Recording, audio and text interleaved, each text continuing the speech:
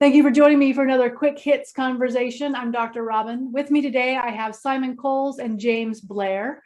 And I would like to talk about, is the 9 to 5 dead? And if so, what's replacing it?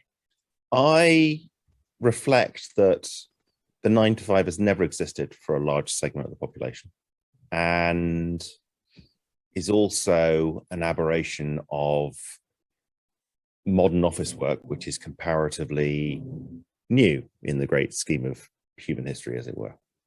I think it's probably dead for a greater segment of the population, and long may it stay dead. I think it causes utter misery and is a reflection of outdated management practices. So yeah, it's dead. That's James, what do you think? Well, first off, just wow, that was really strong right out of the gate from Simon there, wasn't it? I was going to reflect a little bit on some of the things that Simon brought up. I really liked some of those points. For instance, where he pointed out that 9 to 5 in the office-based work, actually, one is quite new, but only exists, for instance, within one strata of society. Mm-hmm. Below that, as industrialized nations have moved towards like mass production lines and the like, actually for people a little bit lower in socio-economic groups, you could be working any time of day for any number of hours. And in some industries that are very much tied to 9 to 5 outside of the office, if you look at something like high street retail, for years everybody's been saying, oh, we need to save the high street. We need to save the high street. Well, why are they only open when everybody's at work in the office? What is that about? There's those ideas for outdated management practices and doing things a certain way because they've always been done that way seems to be leading a lot of businesses down a very dark path. Now, if you're connected globally, people are getting up at all hours of the day. You're having to connect with people on other continents. They're not going to be, their daylight hours are very different to yours, let alone their business hours. So if you're going to be flexible and if you're going to be competitive, I would say a business needs to be sensitive to those things and a little bit agile.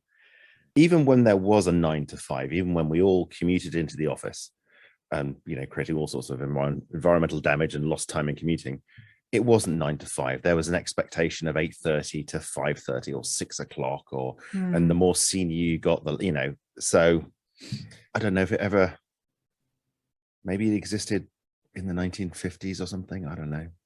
Well, so today, all of us that are the office workers, whatever that means, we're scheduling calls from home. Are we scheduling calls in some kind of window, or is it like, like to your point, James, I have to have a call with Singapore, so I have to be up at like dark 30, or is that now a thing? So then is the 40-hour work week dead as well?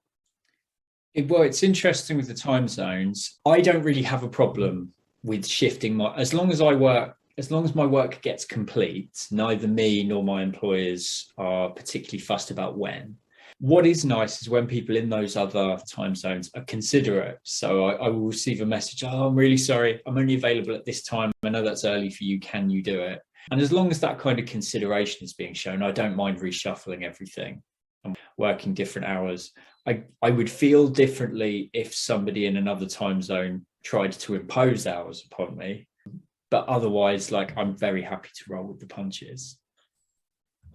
One of the things, we talk about 9 to 5, but 9 to 5 is also massively discriminatory against people with childcare responsibilities, for example, and I think that flexibility, especially, we work with, most of our customers are in different time zones for us. And that ability to flex is allowing people to have a more fulfilling job than they would do normally. And I think it's one of those, just you're saying, why the shop's only open when we're all at work. It's like mixing it up is, I think, generating more opportunities. I think the problem is because there's all of a sudden no sort of contract about 9 to 5 and an expectation, it means you've got to have more reasonable or more thoughtful conversations with whoever you're meeting with or whoever's managing you about the hours you do work and your availability.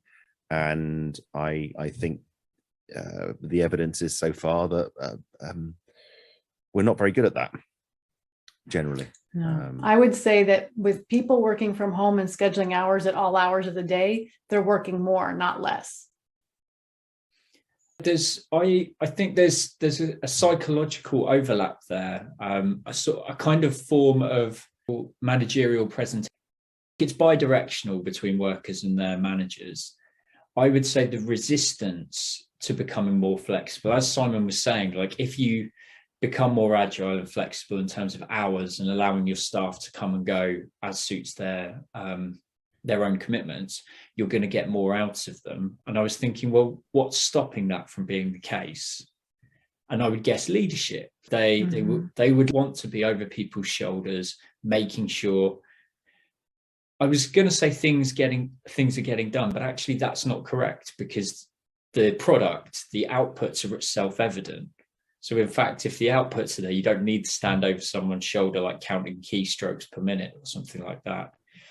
But now that we're not all necessarily sat in an office with someone over our shoulders, I think perhaps people feel they're so used to that relationship that they try to live up to the same expectations. And they perhaps are scheduling these calls at all hours rather than resting and recovering, because they feel the need to prove that they're being productive for some all-seeing manager that isn't suddenly in the room with them anymore. It does come down to, we need, at one level, better management, but we also need a better social contract. And so, for example, Robyn, you're in the US, but in the UK, we have quite strong labor laws. And those labor laws implicitly create an almost adversarial relationship between the employer and the employee.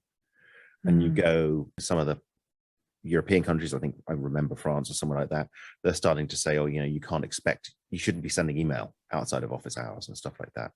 And one level, I can understand where the motivation for that sort of thing comes from, because you're trying to protect people in bad relationships. But I'm not sure doing time-based rules helps. I think the problem is fixing the relationship. But that's a big lift, and it's much easier to pass a law. I have a client who has an employer who turns off their email server outside of office hours and just doesn't allow emails at all. And of course, my question to that is then, is that keeping people from working, or is that just causing a flood of emails when you open the server back up? And does that defeat the purpose? Because then now my email box is full at 8 o'clock in the morning on a Monday, where it would have been trickling in.